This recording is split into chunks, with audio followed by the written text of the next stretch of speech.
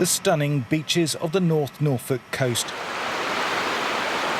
Now on the front line of a pollution disaster. Every high tide is washing up plastic. Tiny pellets spilled in the collision between the tanker and container ship a little over a week ago. Some melted together by the intense fire into charred lumps.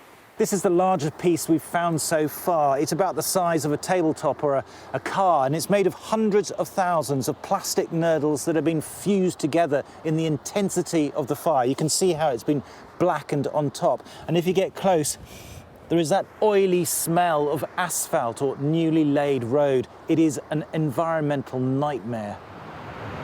The coast and salt marshes are a globally significant hotspot for birds, some migrating, others breeding, all feeding. You can see all these little lumps in the sand here. And the plastic pellets or nurdles scattered on the sand look just like fish eggs. The fear there is that birds will be coming along and potentially eating those.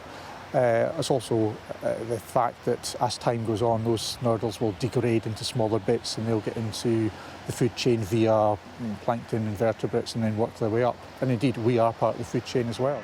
The burnt hulk of the Solon is still just off the coast. Its owners say plastic spilled from a small number of containers and efforts are being made to contain and clean up a slick of pellets at sea.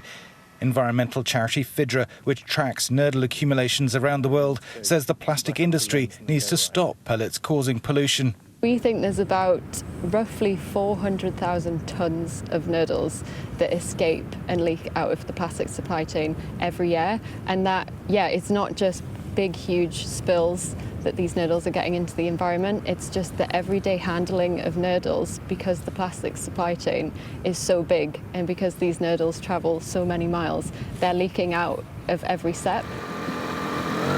The local council is doing what it can to clean up the coast, even using vacuums to suck up at least some of the pellets. But it's a race against time. Higher tides are due in the next few days, and any plastic left on the beaches will be swept back out to sea, where it could take centuries to break up. Thomas Moore, Sky News in Titchwell on the Norfolk coast.